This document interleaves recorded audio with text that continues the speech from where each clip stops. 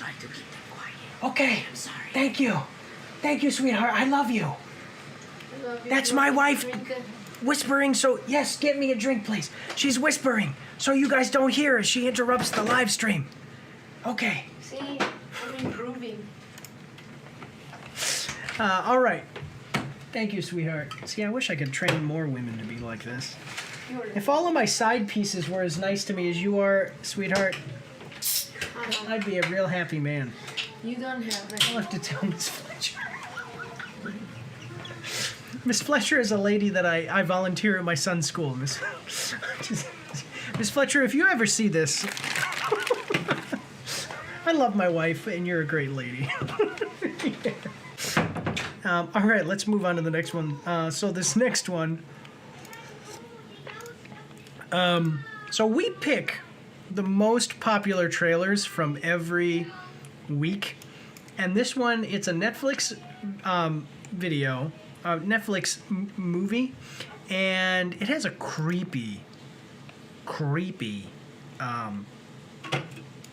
thumbnail, and I'm gonna pull that thumbnail up. But this is not what you would typically think to see from us here at Mike's After Action Reviews. But I'm opening it up so I'm going to show you this in just a second. Okay, so let's check it out. We are watching the trailer for Nightmares of Nature, official trailer, Netflix. Coming at us from Netflix. With the Google Chrome extension, we can see it's got 1.8 million views, 11,000 likes, and 201 dislikes. We are going to give it a like, and like we do with all trailers that we watch, except for mobile game trailers, which we hate mobile games, so we give them a dislike. This is what the description says. Blumhouse, masters of horror. Sorry. I almost broke my hand earlier, guys, if you're watching this on the clips. Blumhouse, Masters of Horror, and Plimsoll Productions, the world's largest independent natural history studio, join forces in a unique collaboration. The series will draw on the creepiest and spookiest elements in nature, but will be designed for a wide audience. 2 story settings: a creepy forest cabin in New England and an abandoned jungle camp in Costa Rica will frame our serialized stories, tangled tales of life and death in the natural world. This is the thumbnail.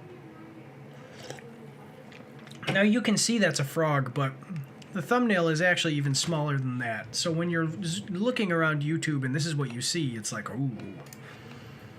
That really is a nightmare of nature. Tell me, guys, doesn't that thumbnail look creepy?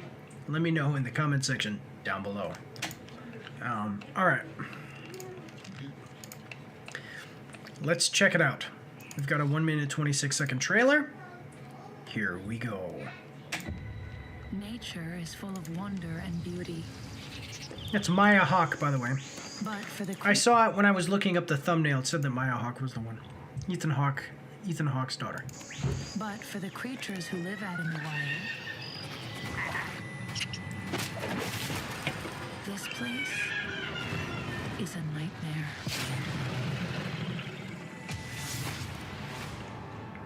Ooh. Today, I'm going to tell you a scary story where the trees have eyes and every sound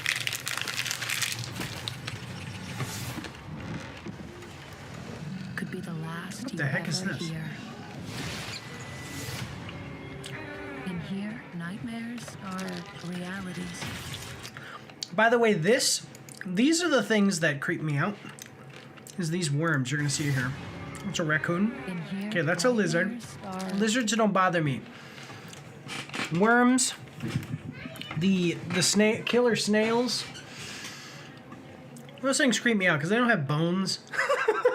They're like slithery, slimy things. Look at that. That thing is probably, I can't remember what, I don't know specifically what this one is, but worms that are like this, they're slimy and slow, and they eat you slowly. Like if there was a giant one, it would eat you slowly and be excruciatingly painful, even though, you know, there's nothing you can do to escape because they cover you in a mucus that's almost like a spider web. It's terrible. All right, let's continue. Realities. Anything that moves doesn't last long. Shrews. So That was a figure shrew, that I'm pretty out. sure. The better your chances are of staying alive. Ooh. It's an interesting take.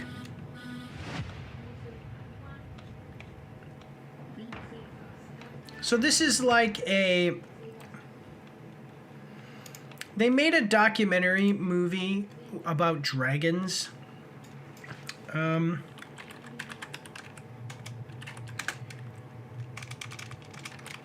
About dragons. The Dragon's World? Yeah. A fantasy made real. My dad owned this. Okay, Last Dragon. The Last Dragon. And what it was is it was an actual story about like this guy who discovers this creature and they don't know what it is at first, and then once they uncover it, he's like, man, this is a dragon. But it wasn't real, but it did tell like an actual narrative of an actual person. This looks like, especially with this cabin opening up and stuff, this looks like there's going to be some type of actual narrative. And that's interesting. As long as it's like real stuff. I mean, it's not like dragons. You know, I mean, obviously, dragons. I saw this. Let's see.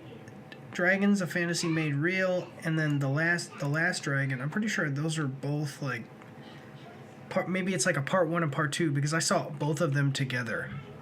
But whatever. Anyway, what that was is if it's almost like Walking with Dinosaurs, but it's talking about things that dragons as if they were real and how they would have worked. 1 second, guys, as my wife interrupts the stream again. Sorry, this is the only thing, the only time I interrupt. I told. By the way, I'm not cheating on my wife. I have no side pieces. What do you mean? Because I said that about you earlier. Okay, about what? I was like, oh, I wish that I could train other women, yeah. more women to be like this. No, Maria, I was talking about aliens. I said, you are an alien. She said, nope. And I said, yes, you are an alien, because you are. Oh, weird, Maria. And she said, no, mommy, look. I have 2 eyes. And then she said, nose, and then I think this, and then I started laughing. But then, so. Well, there you My go. daughter knows something about aliens that we don't. Oh, okay. I have 2. I love my daughter. She's great. I love my wife. She's awesome too. But yeah, so like this dragon one talked about like if they were real, how would they have evolved? Where would they have been along the timeline of evolution for different animals and stuff or whatever? And how would breathing fire would have worked and whatever. Different types of dragons that there could have been if they were real based on the legendarium that we've seen, because every culture around the world has dragons, you know, that kind of stuff. Anyway, what? Okay, let's check out what people are saying in the comments. We humans are incredibly lucky that our ancestors managed to create a controlled and secure environment for us. We no longer have to worry about being torn apart by a pack of wolves, mauled by bear, killed by the common flu. We are so damn lucky. Left on its own, nature is a nightmare. Yeah, sure. Anxiety narrating the dark side of nature is perfect. What? That guy? That guy is gonna play Ed Gein? I'm gonna check that out. I love this. The life of a wild animal is actually a constant struggle: food, shelter, finding a mate, all while being hunted by other animals. By the studio that brought you The Purge and Insidious 4 documentary. Not gonna lie, most awesome thing I've seen today. What the heck? Goose Wayne. I want to see that guy. Oh, I've seen that. You know, every time there's a wildfire, they always report about houses nearby that are in danger or got caught in the fire, but they always forget that long before those fires reaches any human being, those poor animals are long dead and people don't even care. The animals don't care about us. No, because we usually prefer to put human lives above animals, you know, because we are humans ourselves. Exactly, I've never forgotten about it. To be fair, a lot of animals can detect wildfire before it even spreads, so skill issue. That's a point. That's a good point. Yeah, Maya Hawk is her name. I don't know if I said that. What the heck is this? Yeah, I think that it has potential. I'm not huge. Well, when I was younger, I like watching stuff like this. Maybe I do appreciate this kind of stuff for my kids. I make them watch this stuff instead of all the weird stuff that we have nowadays for kids to watch, you know. But yeah. Anyway, check it out, guys. It's coming out. What did they say? The part 1 or whatever. It's the Cabin in the Woods is September 30th, so 10 days, and then Lost in the Jungle is October 28th. Check that out, guys. Otherwise, let's move on to the next one. Don't forget to check me out on Twitch and join the Discord where you can voice chat with me while I live stream, and you won't be recorded or anything on YouTube and Twitch, so that's pretty cool. You can also find me on Facebook and Instagram. If you like to read, you can see my after-action reports on my blog. And if you are interested, you can get some merch from my spring store. The links for everything are in the description below.